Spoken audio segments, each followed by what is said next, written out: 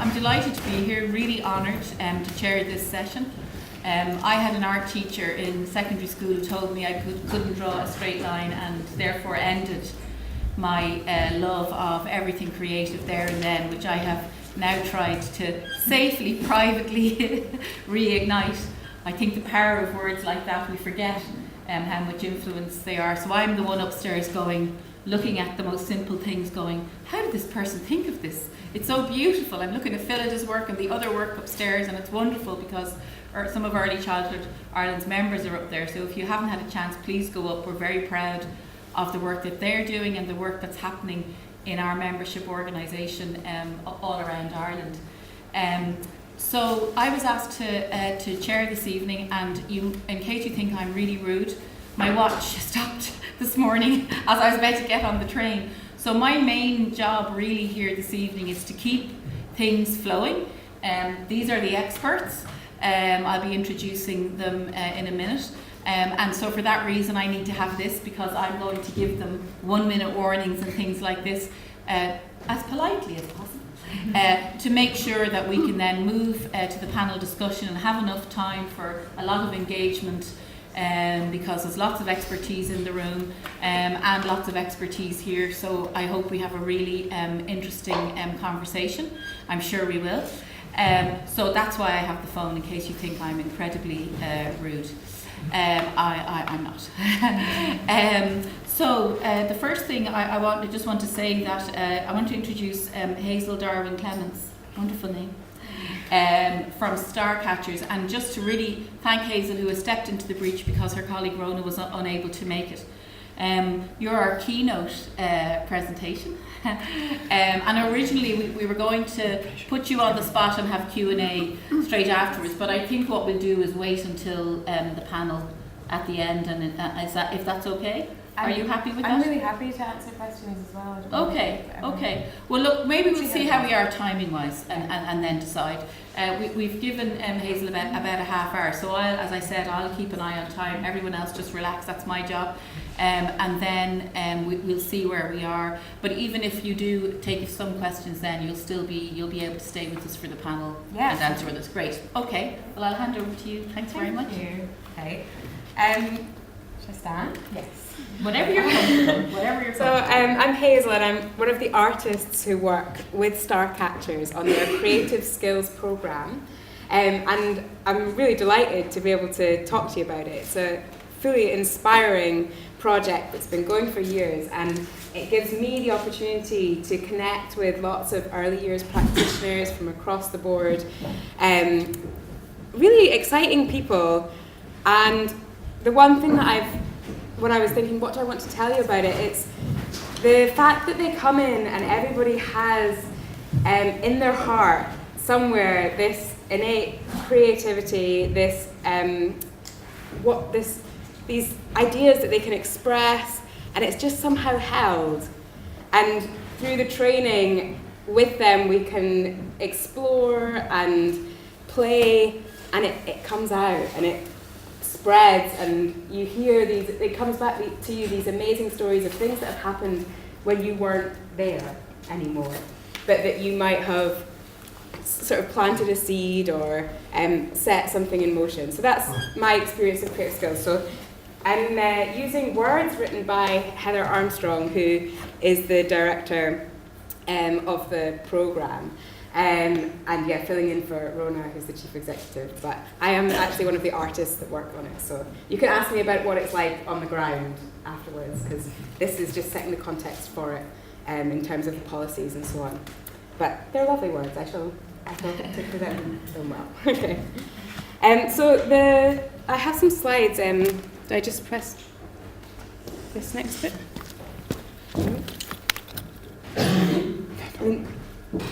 They're not absolutely essential, but there's going to be a little video as well.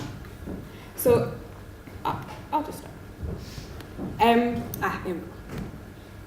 So this is Starcatchers branding. So the development of Starcatchers Creative Skills Programme was one of those rare moments where the sector says, to make things better, what we really need is this. And the government says, okay. So Starcatchers artist residencies have been a key part of the development of early years arts in Scotland. As Starcatchers artists began working in nurseries and family centres, it became apparent that the staff didn't always have the creative confidence or skills either to support the work that the artists were doing or to be able to build on the inspiration and excitement once the artists were no longer there. As part of residencies, Starcatchers artists began running CPD for early years staff, then for HNC childcare students at the local college. And in 2013, Starcatchers undertook some research which found the same issues popping up all over Scotland. The early years workforce needed practical, inspiring training to help them feel and be more creative in their jobs. So we said, this is what we need. And in 2013, the Scottish Government funded the first Creative Skills pilot programme, with Starcatchers delivering practical, artist-led training across 11 out of 36 local authorities. And here, I'm going to show you a little film of it, hopefully.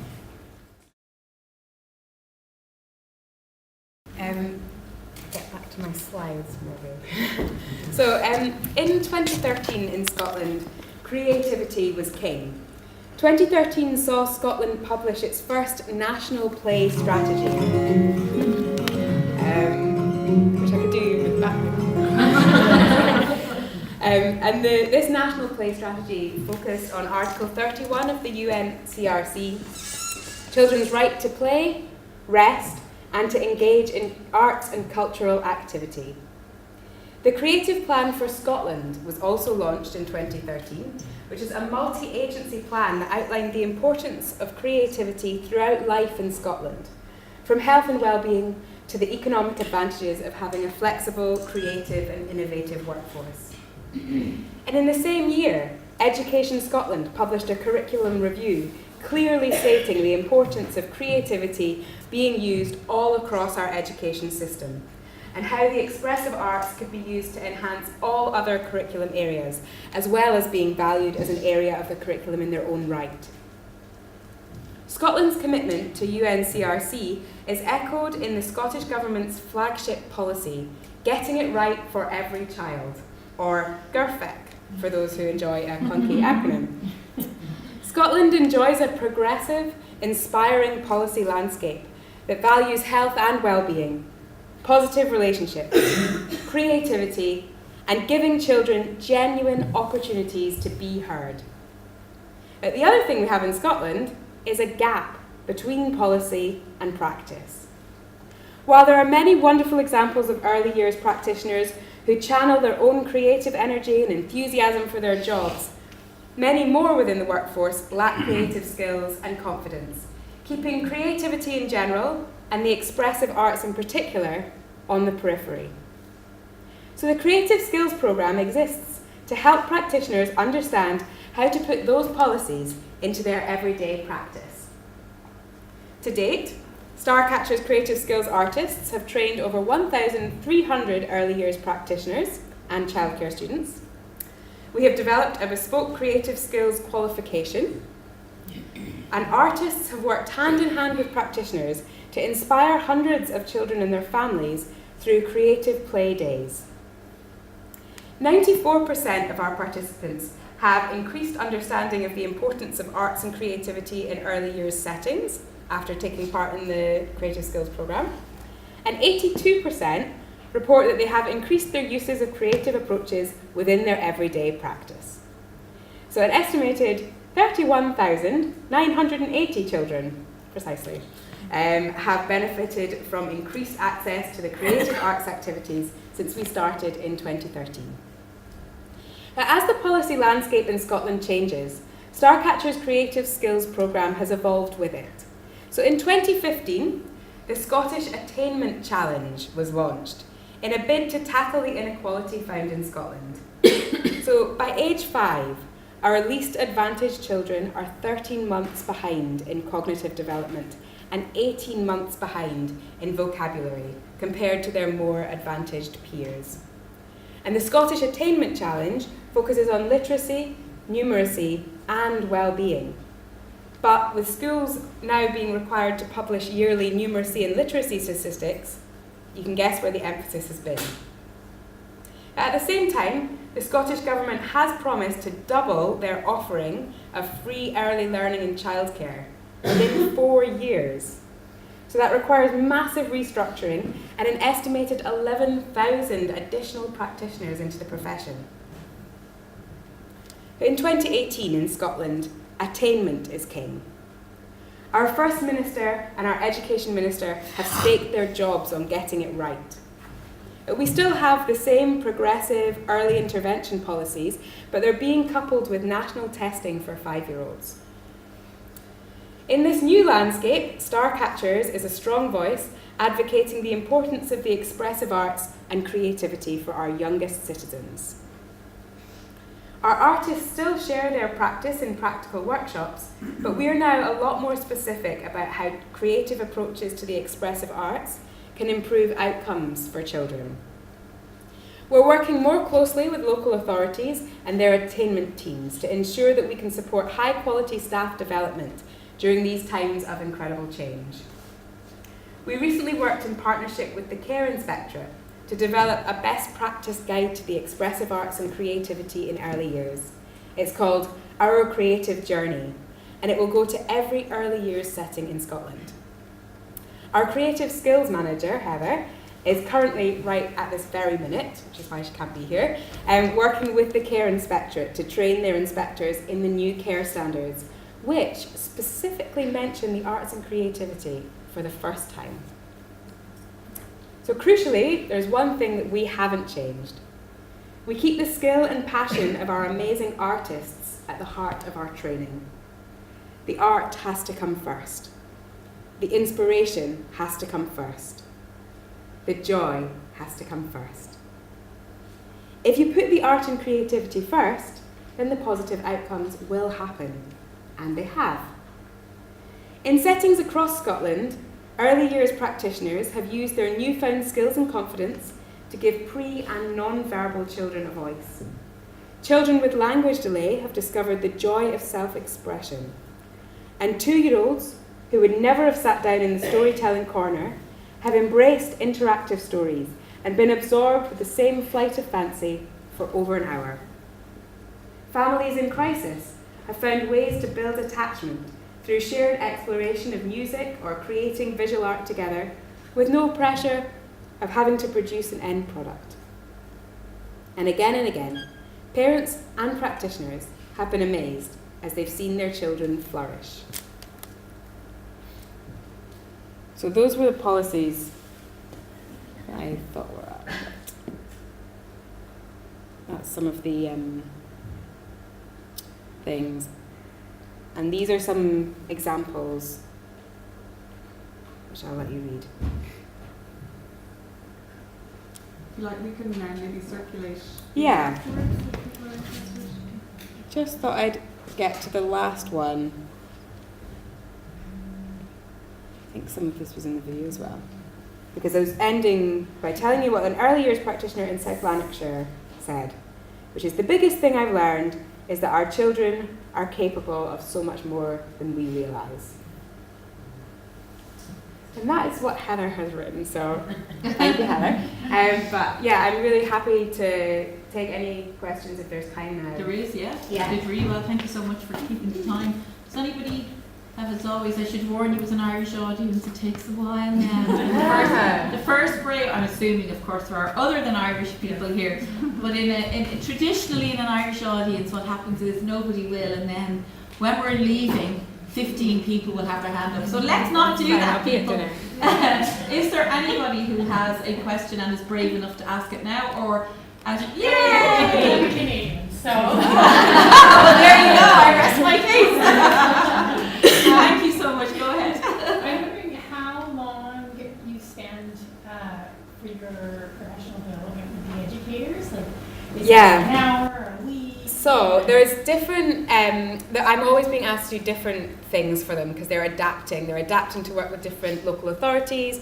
And for example, recently I was at the Scottish Childminders Association, and I just did a one-off because they were having a conference.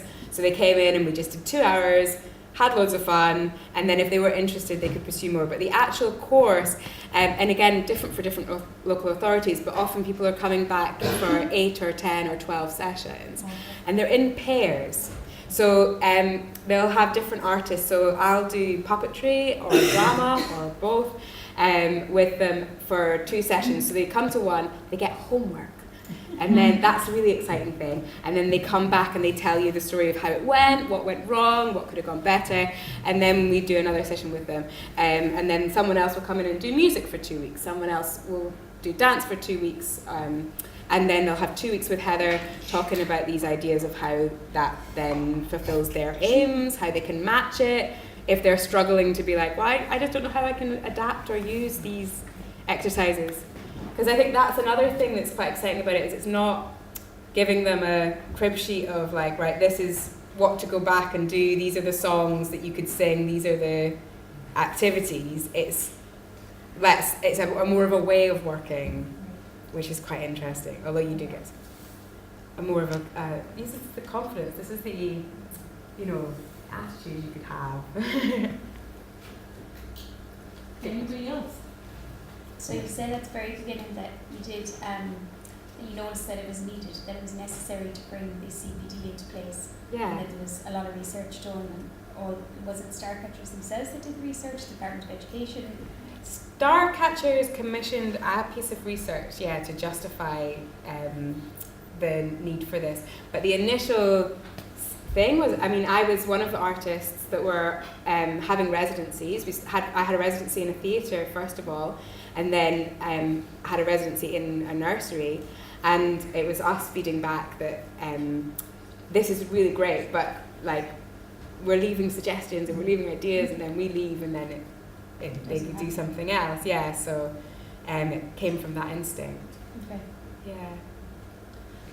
Do you have a usual difficulty or wall that you meet, and how do you overcome it? Yeah, so the main thing is that quite often at the beginning, people just don't think that they're creative, and they don't want to do it they definitely don't want to do it in front of other adults.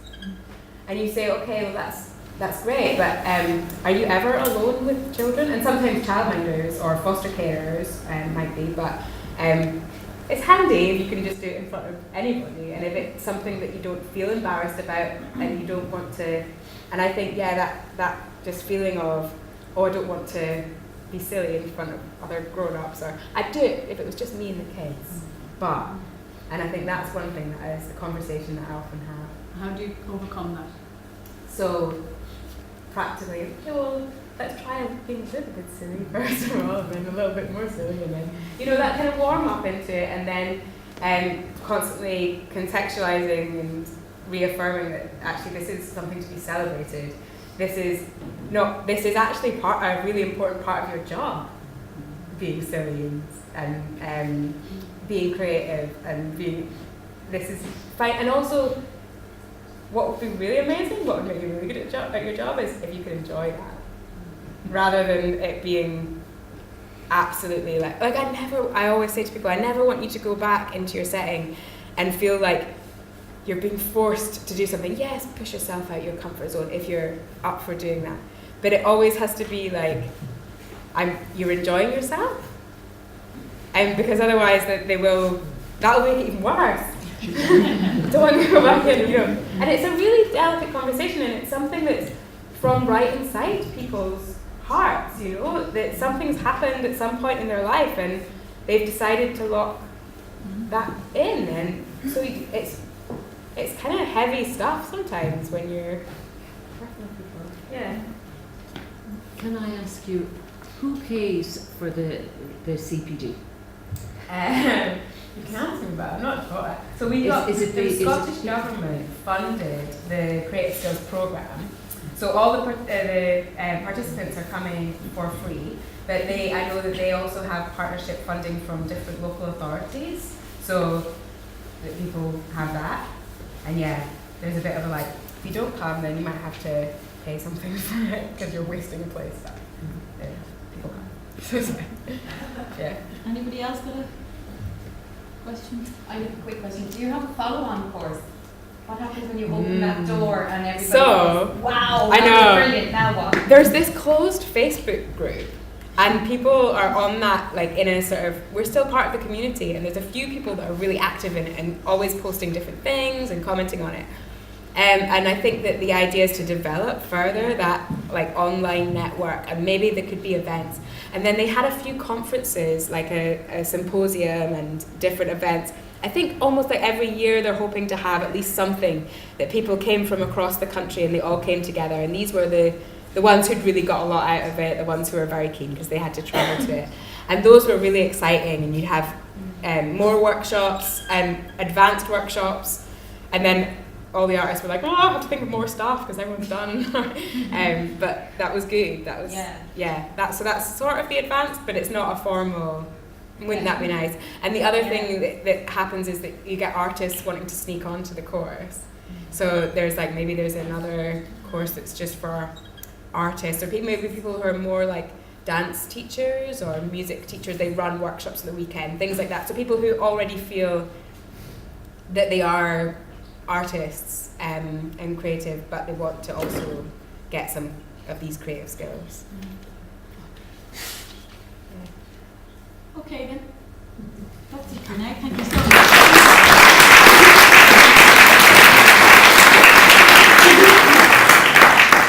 So everybody, I'm staying here to see. I hope that's okay. It's not okay. I'm back to you. So sorry. I'll go over here. No, for coming out. It's just we had to move because we wanted to see that. It was excellent, wasn't it? It was really. Of course, as usual, when you're working in Irish early years sector, you're looking at another country going, damn it! Why can we not have that here? We have early childhood Ireland, and we're working very hard to try and get something like that here. Thank you so much, it was really, really good. So now we're going to have three, it says here short presentations, and it'll be my job to try and keep people, as I said, to time. I fear the first will be my most difficult. my esteemed colleague, Rita and Melia, who's our Director of Training and Practice up in Tallaght in Dublin in Early Childhood Ireland, which of course is a Galway gal.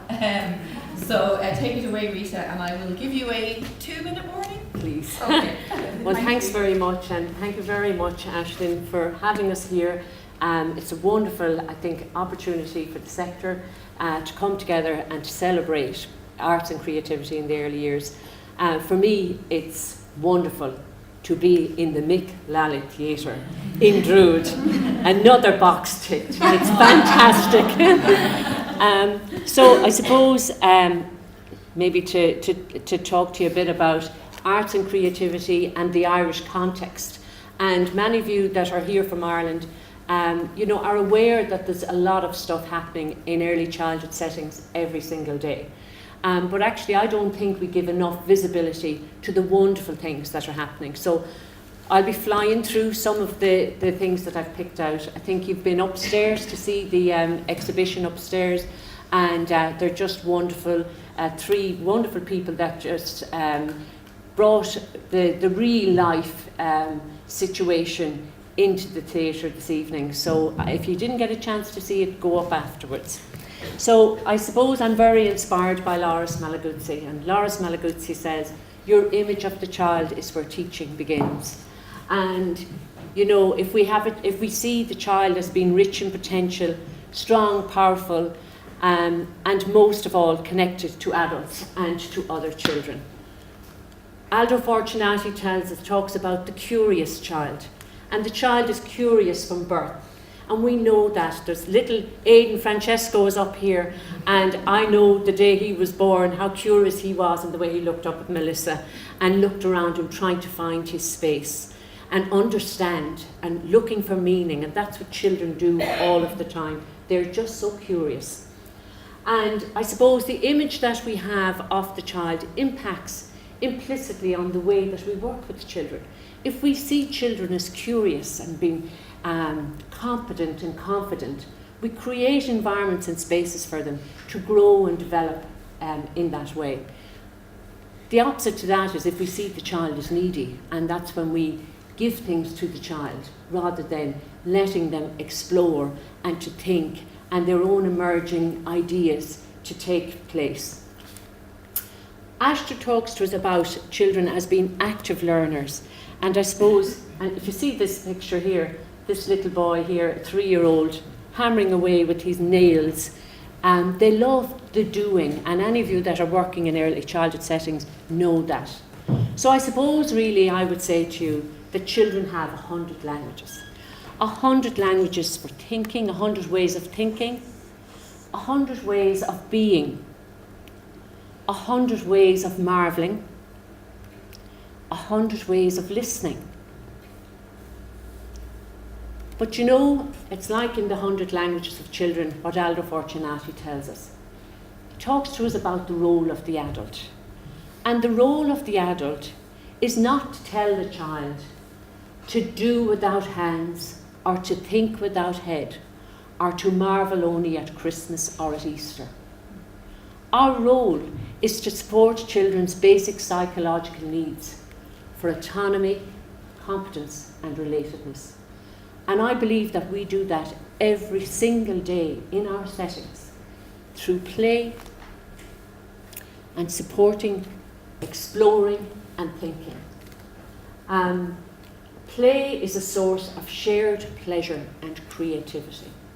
So children have a right to play, they have a right to be exposed to the arts, to be creative, to express themselves, and that we need to follow their emergent interests and support them. Aldo Fortunati speaks about the curious child, and he says, towards an idea of a curious child who learns to know and understand, not because she gives up, because she never stops, being open to the sense of wonder and amazement. And you said, you know, it has to be about joy, and Aldo Fortunati will always say, nothing without joy. Everything we do with children in our daily lives should be joyful and playful. So how do we do this in Ireland? How do we support this sense of wonder? So I suppose I'm going to tell you about I've looked at it under 3 headings.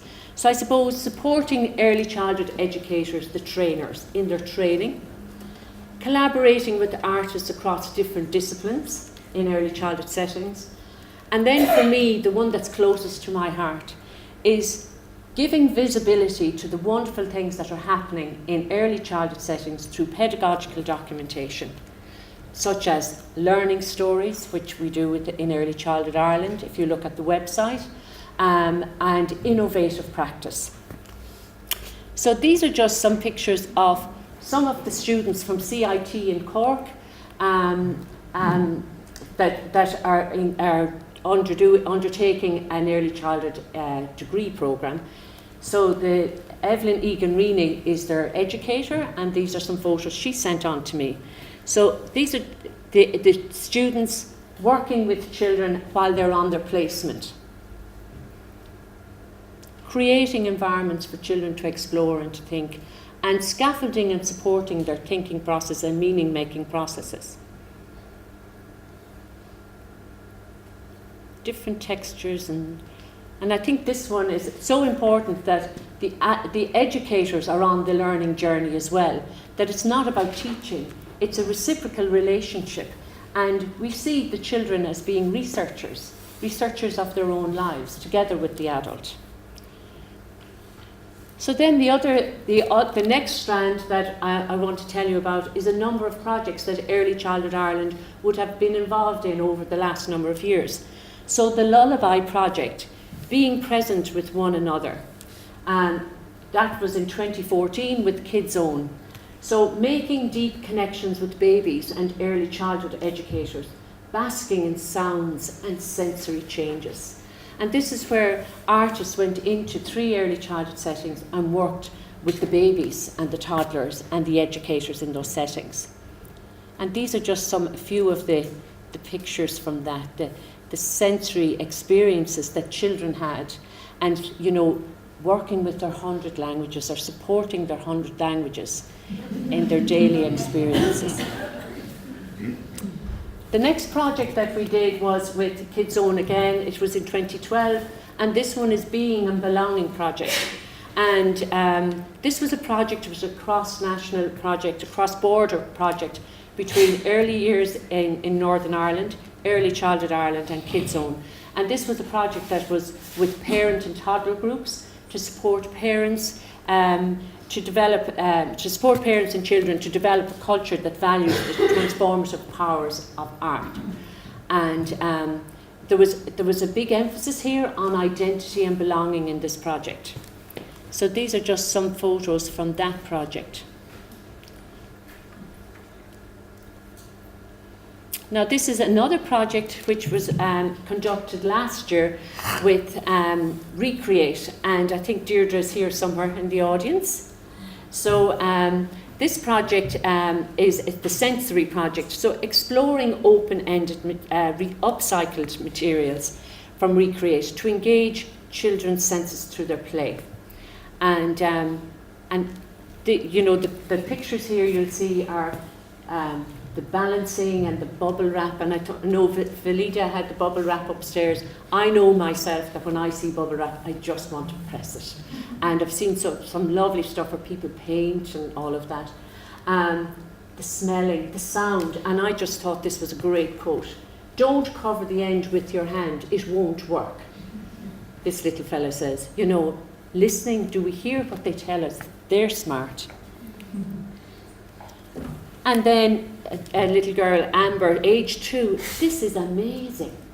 You know, like that's hearing the voice of the child. You know, they see the wonder in all of this.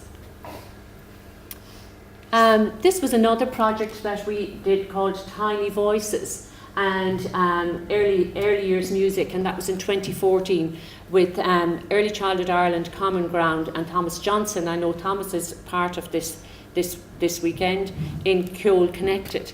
So this was exploring sounds, and actually Early Childhood Ireland and Ceol Connected also did a trainer of trainers for early childhood educators from that project as well.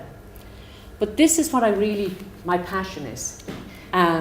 So this is a story that came from one of our members down in Wexford, and it's an inspiring practice story, and it's called Sede Musicale. So what happened here was last year, in 2016, the Wexford Opera Festival was on, and they have an exhibition of the creative arts every year. So this group of children started to research Eileen Gray side tables, and they decided that they would make some side tables. And they exhibited them at the Wexford Opera Festival exhibition. They won an Inspiring Practice Award with Early Childhood Ireland, which I suppose they were absolutely delighted to get. We thought it was a very inspiring project. But it also then made this something that they wanted to continue and expand and grow. So last year they decided, with the children, a totally different group of children, that they were going to make chairs to go with the side tables. So these are just some of the pictures that came in of the children making the chairs. And there was lots of, the conversation is all documented about how they came up with the idea of chairs and cylinders and shapes and all of that. I think this is a great picture. Look at this little one down at the end here. No, it's another one, is it? No, it's the next picture. That is really fabulous. So the engagement. Look at this one here. This fella, and he painting away. You know?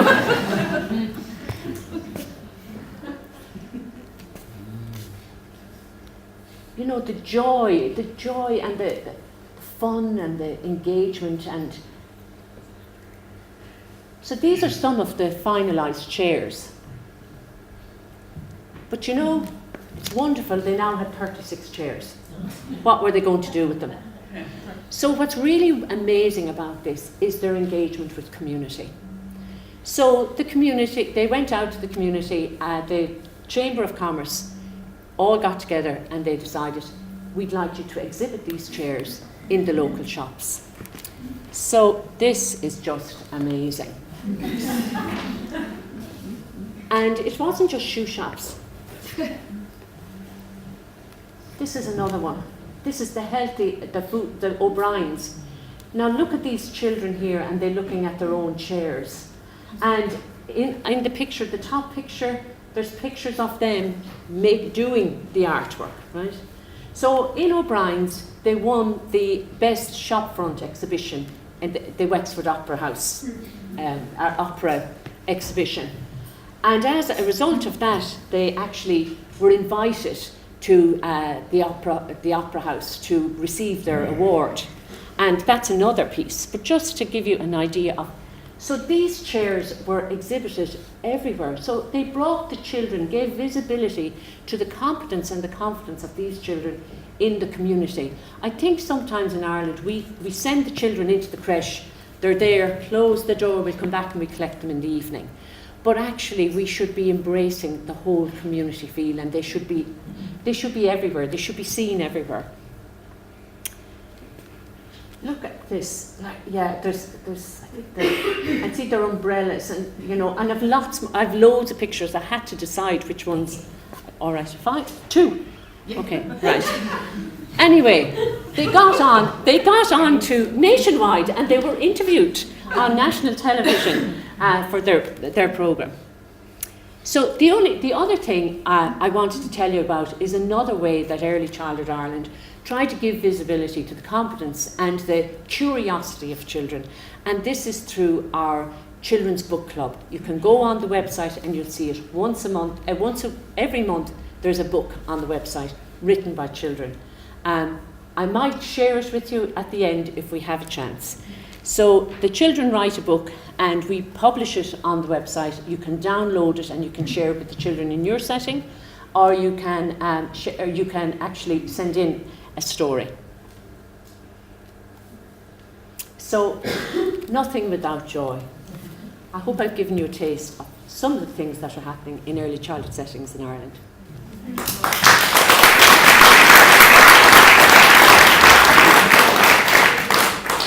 Thanks so much, Rita. God, I didn't know you were that afraid of me. We were in here earlier. Rita was uploading her thing, and she was trying at that late stage to still negotiate more time. And I said, Rita, I can't. Even more so because we work together. But hopefully at the end you will get a chance, and I highly recommend it. There's a colleague in the room, Geraldine, and the two of us got to go to San Miniato to see this amazing Tuscan approach to early years last year. And Catherine, the colleague who was there, the other colleague from the staff team, talked about this, and it's just wonderful. It's one of those.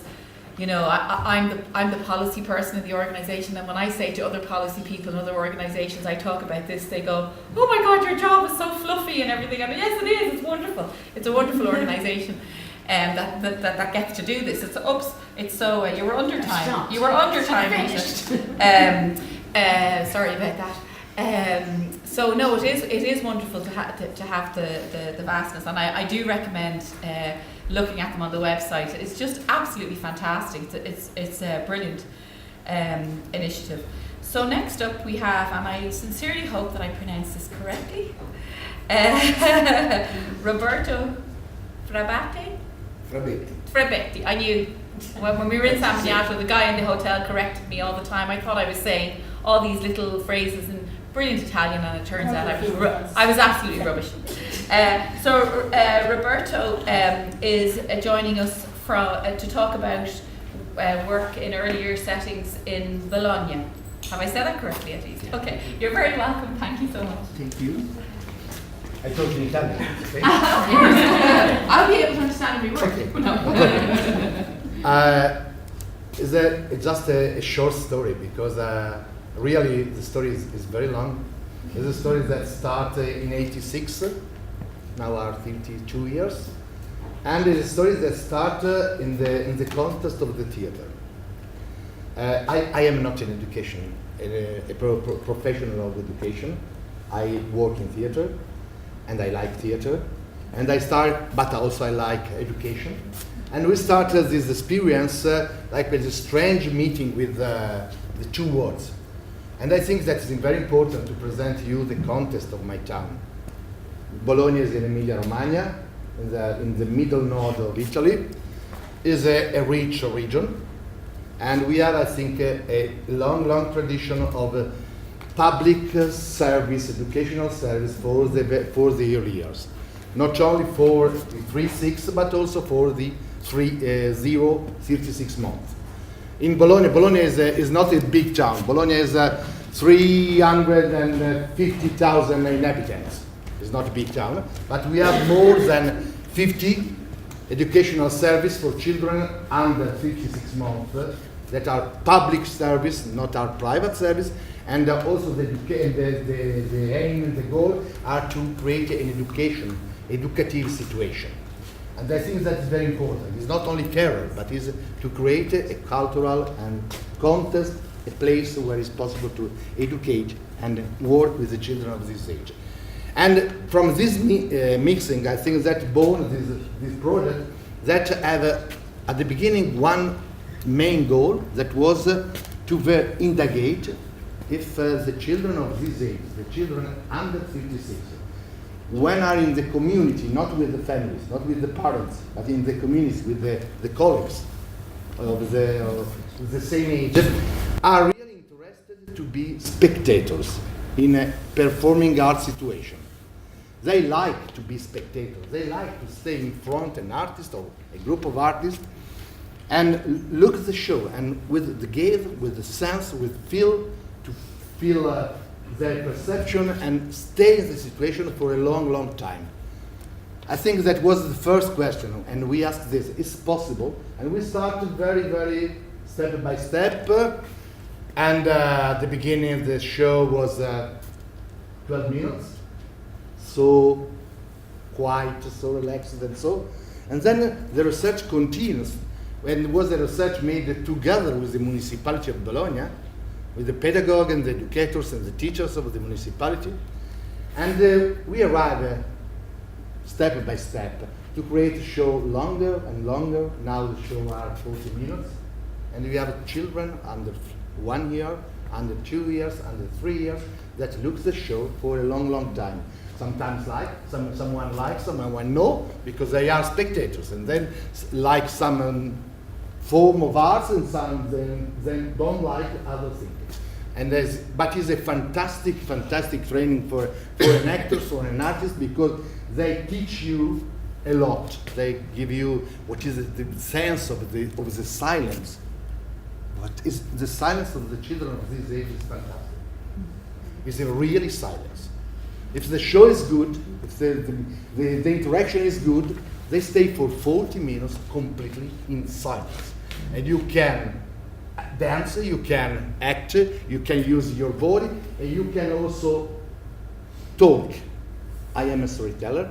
I like tell story, and the show for the children under 56 months. My show are story, 40 minutes of story, and I talk, so, and it's going, it's okay. They stay, and they remain in silence, and they remain really involved. Okay, I think that after 30 years, I can say that the children of this age like to be spectators, and of different form of theater, different form of performing arts. This was the main goal, but and I can talk about this for some hours if you want, but there's another situation, not today. And I think that we are in an educational contest. I want to present also the other two goals of this research. But the first goal really remains very important, is from this goal of the research that born all the collaboration about performing art in this year.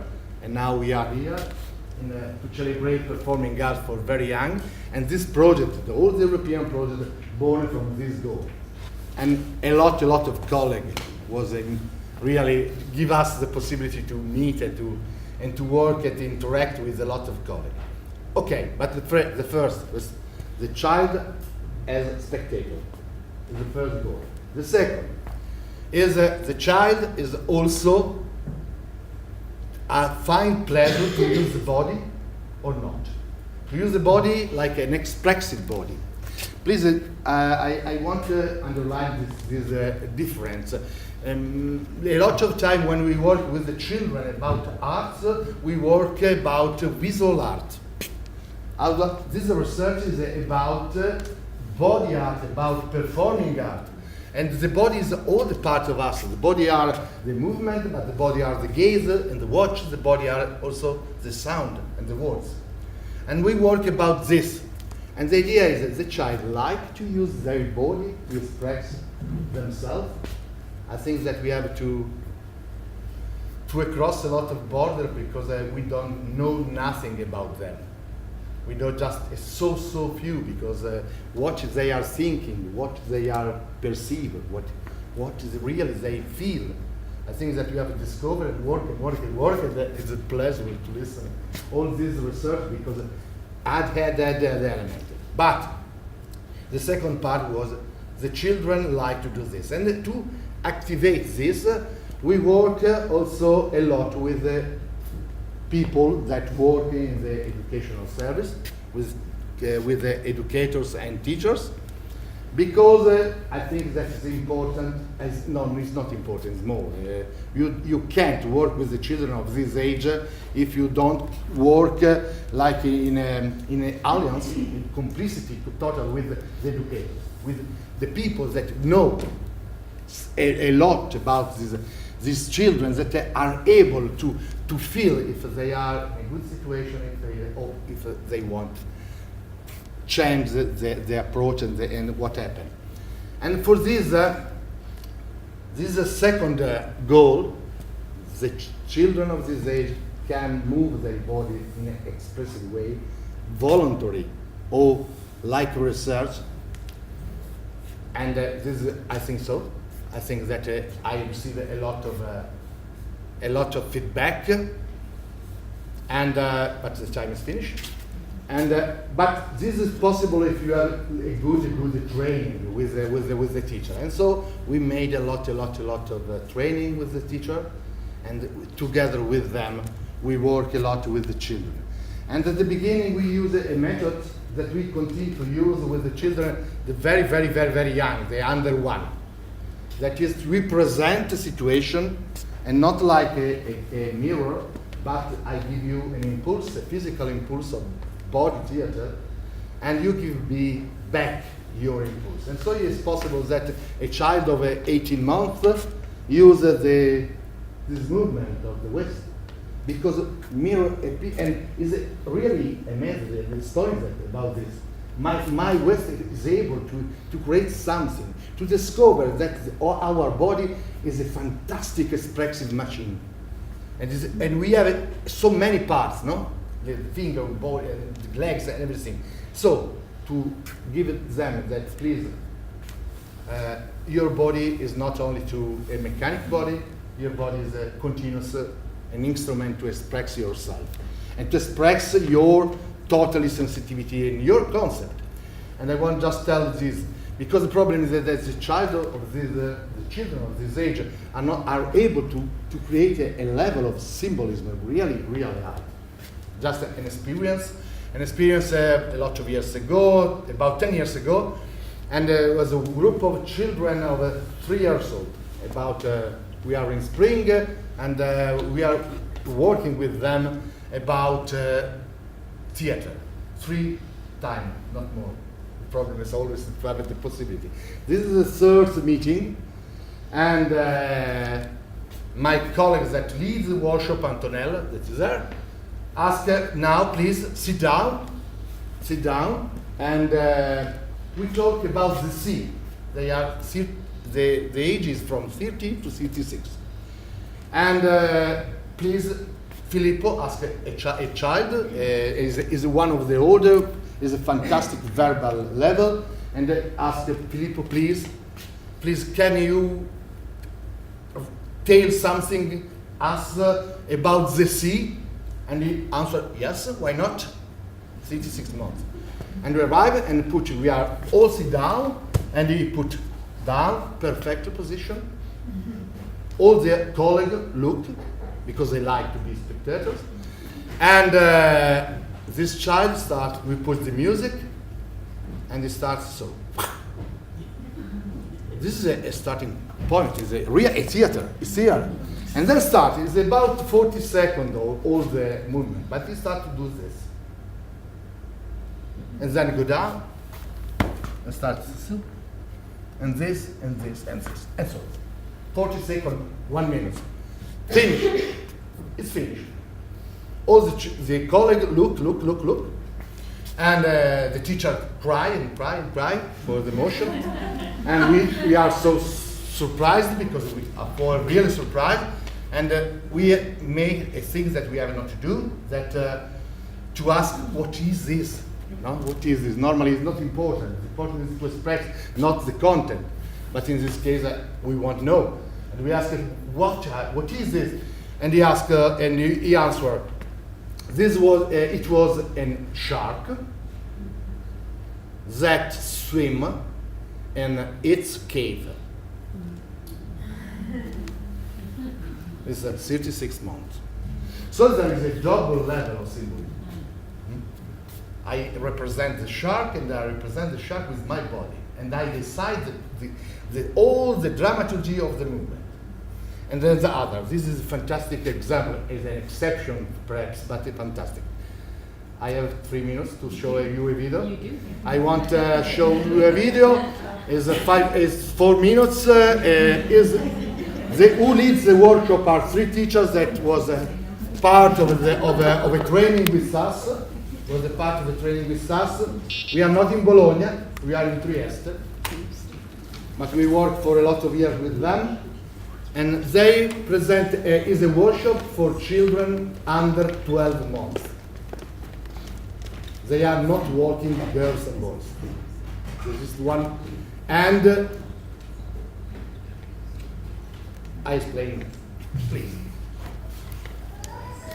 Enter to theater.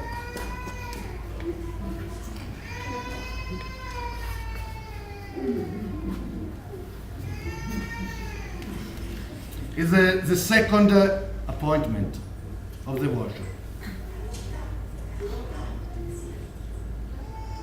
Carlotta is the older and is working girl.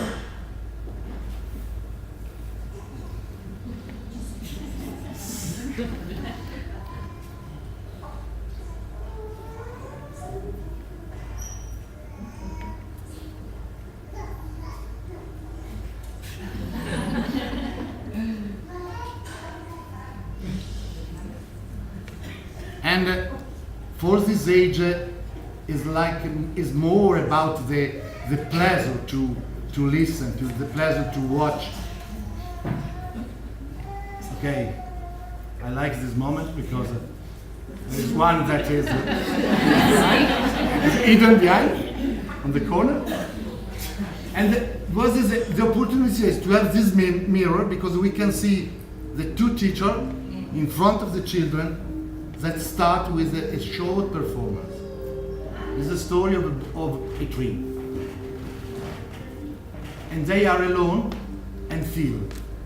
And Carlotta, the older, starts to move herself.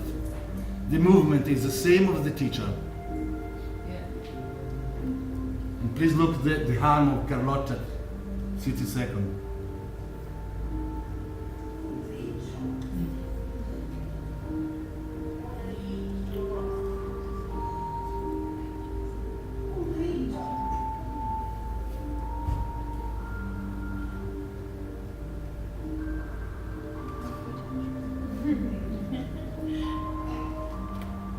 Now, it's the same movement of the teacher.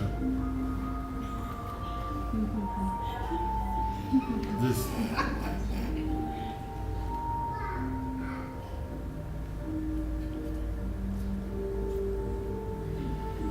And this is very important, the quality of the feeling. And now, the teacher said, okay, if you want come, we can perform together. And started a lot of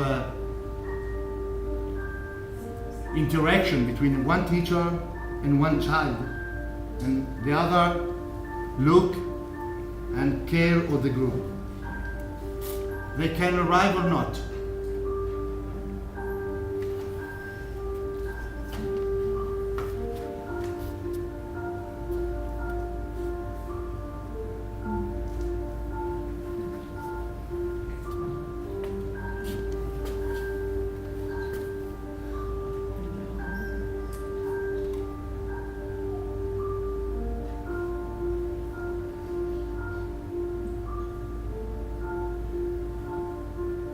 the child with the, I don't know in English, with the child with that starts, so it remains all the time sit down.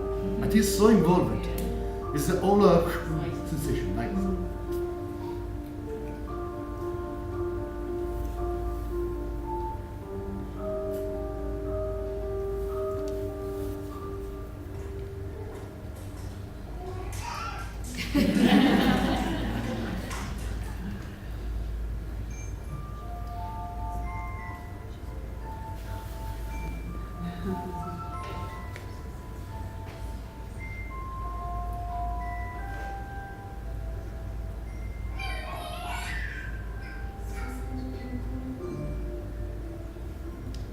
Thank you. Thank you.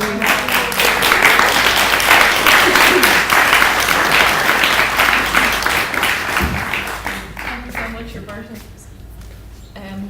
That was brilliant. It's just so interesting, you know, sometimes because I don't work on that side. I'm not a training and practice person at all. And then when you see something, even though I have no experience except being a mother and being involved in that end, but you can just see, like it's just universal, that you can just see everything that's happening there, the joy that Rita talked about. It's just beautiful. Thank you so much for that. So last but not least, before our panel discussion, is Madeline Boughton. Close. My English is just as bad as my Italian. From Creative Ireland, so we're delighted to have you here. Madeline, and I'm afraid I'll have to give you the 2-minute warning as well. Thank you so much. I have a small presentation as well, just to keep me on message really. Thank you very much, Aisling, for asking me to be here on behalf of Creative Ireland. That's a very hard act to follow, so I'll try and do my very best. And hopefully this is going to work its magic somewhere. Yay! Okay, so my name is Madeline. I work with the Creative Ireland programme. Creative Ireland, some of you may be familiar with it, but I'm just going to give a very brief overview. Creative Ireland is an all-of-government programme with the objective of placing creativity at the centre of public policy. There's enough to kill an audience after what we've just heard. But hopefully you'll stick with me while I go through it a little bit. It's very appropriate that we're here early years because we're 1 year old. It was established in 2017 and it runs to 2022. And the core proposition of Creative Ireland is that by participation in culture and creative activity, that promotes personal, community and national well-being. So effectively, Creative Ireland is a well-being programme, but with creativity at its centre. And it's very interesting that listening to Hazel, there's a lot of resonances with what you were talking about with Scotland, whereas like creativity and well-being are absolutely core to what Creative Ireland is about as well. And also we work a lot through local authorities. So there's a lot of interesting things going on between Scotland and Ireland. I just wish we maybe had got to know what you were doing sooner, because Creative Ireland was the legacy of our Ireland 2016 centenary programme, which was the year where we looked at 100 years of Ireland from the Easter Rising. And what came out of that year was that participation in arts and culture and creativity was how people really engaged with what it meant in terms of our history, what it meant to be Irish, and who we are today. So that was the core principle out of which Creative Ireland grew. So it's a legacy programme, effectively, but I feel we could have a lot to learn from what is happening in Scotland. So the vision, if you like, of the Creative Ireland programme is this, that every person in Ireland should have the opportunity to realise their full creative potential. So that's everything from 0 to 100. So that is the big ambition of what Creative Ireland is trying to achieve. No easy feat that we have set ourselves, but that is the ambition. And I suppose, how is Creative Ireland, what does it do to achieve that? Enable and encourage personal and collective creativity. That's effectively what we're doing. The programme is trying to enable, support, facilitate participation and access to creativity at every level, from school right through to older age. How do we do that? By promoting a deeper understanding of what the creative processes contribute to well-being. I mean, everybody in this room probably understands that very deeply and very personally through practice, but actually when you're working across government, that's something that we can't take for granted, so we're constantly trying to bring in evidence base and to share practice and to, I suppose, convince people of what this means. So that's very much at the root of what we're doing. And I suppose the other thing that's key for us is that it's an all-of-government approach, that it's not just the responsibility of a Department of Culture or a Department of Children or a Department of Education, that it's right across every aspect of our lives. And I think that's the other thing, that Creative Ireland as a government programme operating at that level, that helps us to really affect change that is sustainable, I think is the ambition. We were asked a lot about what is the relationship between Creative Ireland and the arts. I mean, we would see that the arts, as it says there, it's intrinsic to what it is to be human, and creativity is absolutely part and parcel of that. And it's not just about arts for art's sake, but also about arts and creativity being two halves of the coin. So we would say we're not an arts organisation, it's not an arts strategy, it's much more about creativity and well-being. And we would extend that to everything from coding to tech to, as well as the sort of more, I suppose, traditional art forms of music, dance, theatre. But we try and broaden the understanding of what creative expression is. There are 5 pillars to the programme. I just include this lovely picture. This is a beautiful sculpture by Joseph Walsh. Some of you may be familiar with him. He's a furniture maker based in Cork. He did this beautiful installation in the newly reopened National Gallery in Dublin. The 5 pillars of the Creative Ireland programme. I'm not going to go through them all, but the first one is really the one I want to talk about, and what little bit of time I have, which is our young people. The very first pillar of Creative Ireland is enabling the creative potential of every child and young person. And we put every in there, which is a huge ambition, but that is the mission. We want to reach as many, and if possible, every child and young person to have the opportunity to, in the programme we say, to access tuition in music, drama, visual art and coding. But I think as we are expanding the programme, I think that will also expand to include a much wider range of creative expression. The other 4 pillars are communities, again echoing what Hazel was talking about in Scotland. We work through the local authority network, so every local authority now has a culture team, which was something that hadn't happened before. An arts officer working sometimes with or sometimes in isolation from librarians, from heritage officers. One of the things that we achieved last year was to put all of the people who have some area of interest with culture, arts, creativity and communities together in one team, so they're all working together with a Creative Ireland coordinator. So there's now a network of 31, one in each local authorities. And the local authority is a really important mechanism for us in terms of how we are reaching into communities. The third one is about increasing investment into our cultural infrastructure. And by that I don't just mean building resources in bricks and mortar, but it's also about what does that mean for local communities. Is it about creative hubs? Is it about finding ways that we can support artists to work collaboratively? Is it about digitization? So we're building a whole, I suppose, resource base around our cultural infrastructure, and we're hoping to make a very big announcement about that in about 2 weeks' time that I think is really exciting. It's a major sort of game changer for us in terms of our cultural infrastructure. The fourth one about creative industries is about, I suppose, raising the bar and the profile and the investment in our cultural and creative industries across design, film, TV, animation, architecture. It's really trying to recognise that our creative industries are a really valuable and important part of who we are. Surprisingly, when we looked at this, we realised that Ireland is actually falling behind in terms of the number of people who work in creative industries, and we really want to I suppose to really look at that and try and get more recognition for that, and trying to encourage ways in which people can really, I suppose, play to their strengths in terms of their creative skills and how we can support that. And then the last one, our national reputation, is really about how Ireland is represented abroad and putting our creativity at the fore of that. So I just wanted to do a little bit more detail about Pillar 1, We spent the first year of the programme putting a huge amount of work into Pillar 1. We launched the Creative Youth Plan. I have a copy of it on my desk there, just or on the chair. You'll find it on the website. But this is, I suppose, the first step in terms of fulfilling that ambition of enabling the creative potential of every child and young person.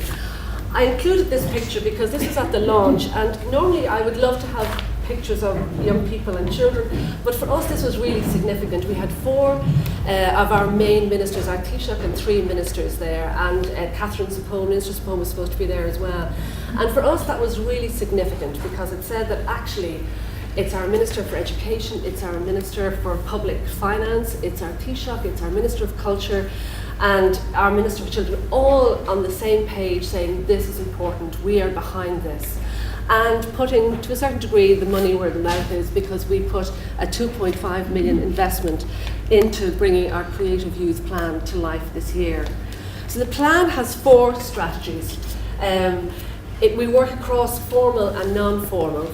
That's the ambition. Department of Education and Skills is the mechanism to get to every school in the country. So we're working very closely with them as a partner in terms of delivering a whole series of initiatives. Some of them are pilot projects and some of them are building on initiatives that are already there. And also, very importantly, through the non-formal sector. And that's, I suppose, in recognition of the huge amount of work that's done by youth theatres, by, oh my God. And you can basically see there's nothing there that would surprise you. I think the continuing professional development is really important because that's something that's coming up very regularly here.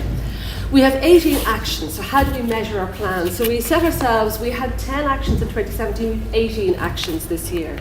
They're basically, we have a very busy year ahead of us on Pillar 1. But the things that are interesting from this group is the investment in early years CPD. There is a commitment to really enhance that sort of investment in that area.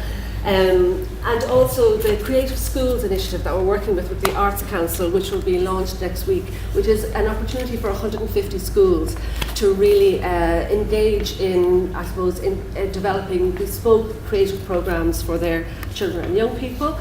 Again, you'll see action number 10 there, a once-off early years bursary will be developed. Again, that's trying to actually find practical ways where we can really support and invest in this particular sector. And then the last of them, again, it's about resourcing, it's about collaboration, it's about joined-up thinking and trying to pull everything together to add, I suppose, lift to this whole sector. How am I doing? You're over. Okay, I think I'm on my last slide. Rita and I are sitting here going, oh, I'm on my last slide. Carry on. Okay, I'm sure you want your contact details. go back to CPD. Yes, so there is opportunities for that. I suppose the key for us is collaboration. I mean, we talk about an all-of-government thing, and I think that's what Creative Ireland is all about. It's trying to add that momentum and that buy-in and that practical buy-in to making, I suppose, this come to life over the next year initially. Last thing I'd like to say is we're constantly researching and evaluating. So the plan is that after this year we'll be constantly looking to see what is working, what isn't working, with a view to seriously increasing the investment over the next few years. So this is a toe in the water this year, with the ambition being that it will be much more into the future. Thank you so much. I saw a hand up there, yeah. I suppose my question was quite similar actually. It was just you've got a huge task for a 4-year project, and I suppose the early years are always the group that are the ones that are forgotten and watched and hide. And if it's going to be rolled out through the Department of Education, I suppose it's just as important that it reaches to every corner of the country, because oftentimes these things can be very Dublin-centric or to the bigger hubs. And it just, I think it's very, very important. Having listened to Roberto's, story and the importance of the early years at Creative Arts in Ireland. Don't forget your guns. And I'd say, we're pushing it strongly. It's sometimes it can feel like a little bit of an uphill battle, because you're coming in to departments and with people who are already very stretched, but there is a commitment to it. So, and actually the battle has been won with Department of Education and Skills, because they're absolutely on board and they're determined to deliver it, which is brilliant news for us. It's taken us a year to get that. And children and youth affairs are the same, but we just have to turn it into reality. But we're determined, and I think our feeling is that even though we're saying it's to 2022, that it may be longer than that. It might take a bit longer than that to get all of the investment in place, but we're determined. And over there was a Caroline. Sorry, the lights are glaring. I'm not used to this lovely setting. Is it Caroline? You can see in the back. Yeah, one of the exhibitors. Yeah. I think it's just worth commenting, just speaking to the last two speakers, that the Leo programs in the county councils used to be 50% support to training, and for the first time since we've opened in 10 years, that was pulled this year. So we would have had support to go to radio, we often brought in creative practitioners. You can make a balance of 50%, when you're looking at 100%. So for the first time this year, we've not been able to do anything that was much. So it's interesting to hear you're coming into the gap, and it's very disappointing that a gap was created in the first place, because it's going in the face of saying that we're heading this way in Creative Ireland. So the reality on the ground for some of us practitioners, and I presume for some of the owners, but it's the same with all the other county councils, it's very disappointing. It's lovely to hear it's coming again, but it's disappointing to be in a space where we're reducing our creative program this year on the back of that, with regards to CPD and training or what we can access. Did I see? Yes. Just in relation to that, coming from as an artist and coming from an organisation that does offer CPD, it's accessing the funding, like we said, to facilitate that is not there. Is that going to be taken into consideration? Yes, there will be, yes, because within those sort of 18 actions, there's budget lines to each of them. So there is an allocation of funding towards CPD, towards the bursary fund, through all of those action points. So they will be delivered this year. There is a budget attached to it. And is that funding, so I mean we would look to have early years CPD for free to practitioners. So is it for people to attend, or is it for the organisations that can facilitate? It's for people to attend, I think, primarily at the moment. But that's, as I say, these are being rolled out as a sort of a pilot initiative with the ambition that they will grow.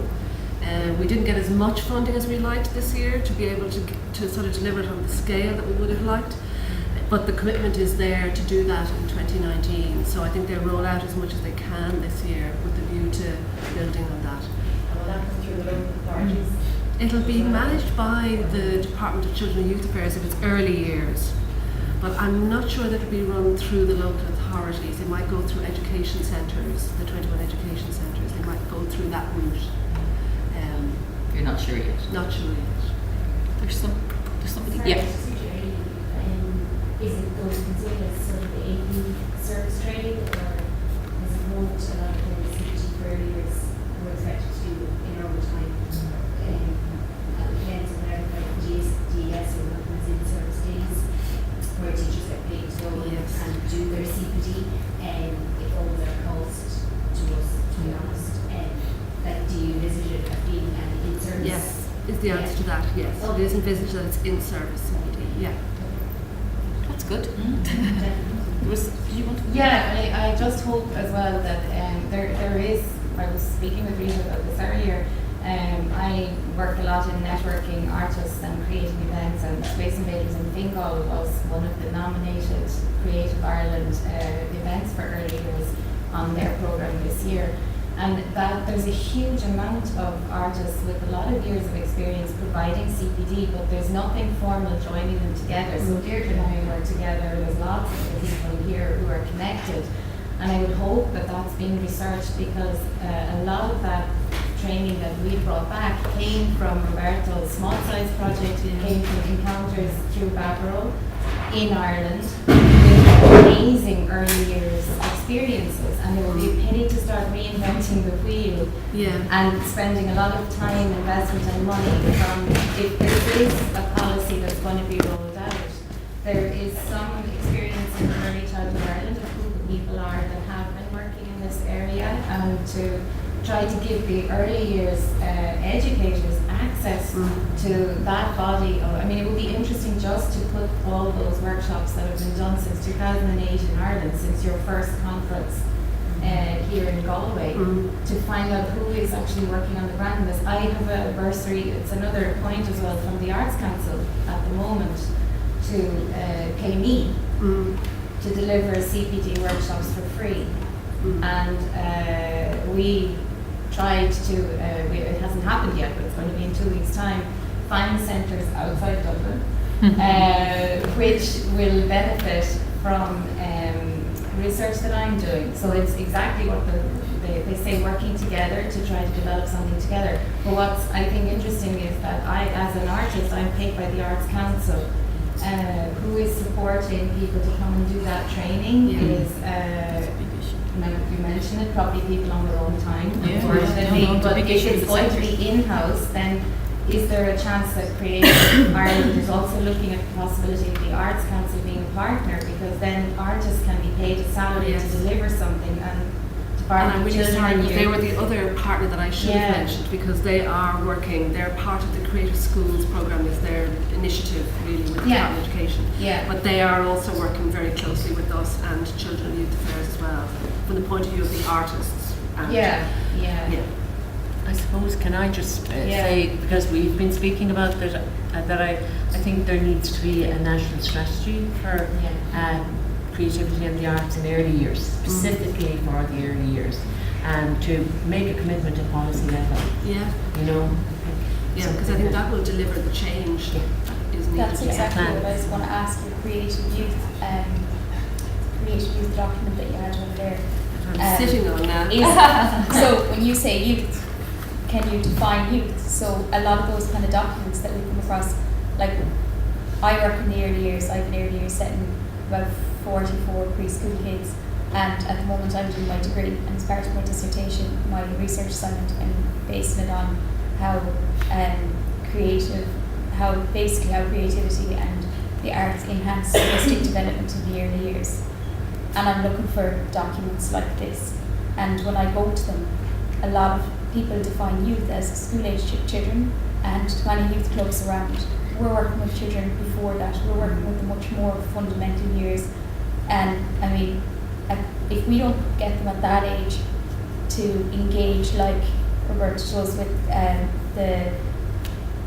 the creative arts and to gain an understanding or a sense of wonder and awe for it, it's going to be extremely hard to implement it when they get to a school age, because it's like it's nearly too late, you know. So just to be aware, I suppose, that that's the age to get them really engaged in this type of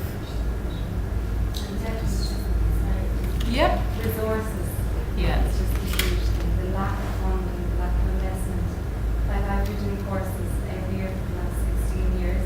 Every single year I do something. It doesn't matter, and I don't have any money to buy stuff to do the creative art project. And I know you can use, you can use materials, you can use whatever you can. But at the end of the day, we need resources. We need to have a fund there where we can buy resources every year, which we don't have. A lot of us are in overdrafts, using overdrafts constantly to try and just get us by. So it's just such a shame, because we do the training and the practitioners around Ireland are so dedicated to doing the training. And there's free training now quite a lot, which is good, but there's we can't follow on what we want to do because of the lack of investment. And we're always the last people to get it. I don't want to hog the Creative Ireland discussion, but I suppose that is the challenge for Creative Ireland, that you're trying to work at a policy level, at a government level, where you can actually affect meaningful, sustainable change, and also do something actually practical for on the ground with artists, teachers, to really make an impact on the ground. So it is that gap between policy and practice, and we're trying to do both. But the investment it's not as good as we would like it this year, but at least it's a start. So there is things like that early years bursary fund where you can apply for practical things, materials, resources, as well as putting in CPD training as well. And I'll start now. No, you don't stop. It's really interesting. I think what the discussion is reflecting. I'm only in the job just a year and a month, and every single time early years practitioners are together, this issue comes up. It's a really, it's the sector, certainly in education it's the sector, but broadly speaking in Ireland it's the sector that's been utterly left behind historically. I'm not criticising the current government, I'm just saying historically I think the current minister recognises that it's factually correct. So that when people are asked to do something, even though we've seen upstairs and we hear the enthusiasm and all of the emotions on people's faces when they were watching the stuff, everybody is lit up and inspired by it, but then there's the reality. So I think that's what we're hearing, and that's not really a surprise. Yes. It's the gap, it's all right saying we need money in, we need to put massive money in. Yeah, it's a huge gap. I worked for 17 years in a preschool, right, and I've worked for 15 in school. And you just couldn't compare the difference. I mean, in the school, you're getting a wage or not. In the school, you have to get the money in somehow. And there's always, I know it has changed a little bit now because money is really more than it used to be. Yeah. But I practically worked for nothing for years. And then you work in a school, you're paid by the department, the materials are there, you're not walking out in your own pocket all the time. There's a huge, huge gap. Yeah. I think you should work with government funding. Yeah. Can I just mention something? I think it's really interesting that a lot of the examples, I suppose, we're seeing from Ireland are visually based and visual art, and a lot of the Reggio, and there's been a lot of people trained in that area. And I think it's interesting that some of the examples from Scotland and from Italy, and I know some of our other colleagues have practices in drama and in music and bringing in, correct me if I'm wrong, I probably am, there's probably a lot going on in those other disciplines and other genres and dance in Ireland as well, but I suppose it's something to bear in mind that there are other ways that don't involve maybe training or certain materials, but maybe not as many like actual physical materials. And Baboró has been running for the last number of years a CPD program called Drama in the Classroom, and it's not about producing a show as such, but it's about using drama and very, very simple methods in the classroom to deliver the curriculum. And it's something that we are doing again in July this year, and it is based primarily at primary school teachers, but we have had artists and educators from early years coming and really benefiting from it as well, so we will have information about that soon. It's happening in Galway in July. Thanks so much for that. Is there anybody else who's got a... Oh, sorry, I'm so sorry. You did have your hand up and I missed you, sorry. I think always when we have done any training, we've brought it in-house into the corrections in experiential training, so the staff come and observe the artists working with the children, because for people who aren't kind of overly geared in that area, you can go and listen to somebody talking, but then they find themselves standing in the classroom going, oh God, I don't Sure. It's a very, we would always do that, so I would be very disappointed if, obviously, going away is one area of the fully in-house experiential learning that wasn't part of it as well. And then the second thing I wanted to say, I just made a note here on our creative journey. He was spoken Hazel, he was spoken that there was a paper, or a policy paper, best practice. Is that finalised, or can we see it somewhere? I suppose that's still, or is it? Yeah, I actually don't know. It is finalised. It's published. I've held one. It's been distributed to early years settings in Scotland. I don't know if you guys can get it. Is it on the web? I just don't know. I have a feeling that I think Rona sent me some research now a few years ago. I can find out, and it would be There are a lot of resources on the Starcatchers website, I think, and Baracca would have something. Yeah, well, do you know what? I'll find out, and I'll make sure that Starcatchers tweet that, if that's available. That'd be great. Yeah. Tweet it, we'll pick it up. Presentations from today. Yeah, I think did you say you were... We can make them. I'm not sure how yet, but we can make them available. Sure. Just a special thing to go back there. Yeah, sure. For me, I think the ones with the photographs with the children, I'll have to take out. Oh, that's fine. Yeah, understandably. Yeah. No, that's fine. Anything else? Yes. I just wanted to say, from the perspective of an artist and being very afraid to make work for early years, and there was something that the ARC introduced called Hatch, which was a really, really amazing initiative, whereby it brought certain people in that have been working with early years for a long time, because even as educators you might be nervous to be creative in the classroom, but also as artists, even though we're artists, I've always wanted to make work, but I'm also nervous as well. But it was just a really nice moment for me during Hatch, where I was taken into a nursery, and I understand 2-year-olds, but just to see the workers working with the children, and even for me to learn. So I guess in a way what's inspirational is it's not just about the educators learning from us, the artists, but it's us as artists learning from you. Mm-hmm. And it was amazing because I came on with all these cool ideas that we're going to do, and then these two amazing educators with these 2-year-olds that were so committed and had so many songs, and they did this whole thing about butterflies and caterpillars, and then I'm like, okay, to hell with all my ideas, you know. So I think there might be something in there. I don't know in any other country is that kind of being expressed more, but that kind of artist also learning from the educators, and a project in that sense, because it really sparked an idea that hopefully through time the show will happen.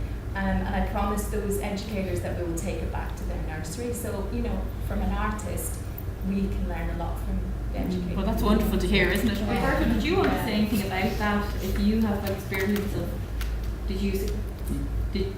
learning from the educator as much as, you know, Carolyn said people can be quite nervous, and as an artist coming in, the artists also feel a little bit of, I'm walking into expert educators. Is there anything from your experience? No. Perhaps no. Perhaps I didn't understand. Sorry. But no, I think that no, the relation with the educator. Yes. For me, is fantastic. Yes. It's a really pleasure. And also, I think that you find it's clear that you have to respect them. Yeah. You need time. You have to respect that they are not professional of theater. And for me, it's very important that we have not to give it directly task, but to permit them to live an experience. Permit them to, because I think that if you want to work about theater and body, yes, arts, and so I think that the first thing is that you permit to the teacher to discover their body, and they perhaps need 1 year, 2 years, I don't know, the time, but you have to respect this time.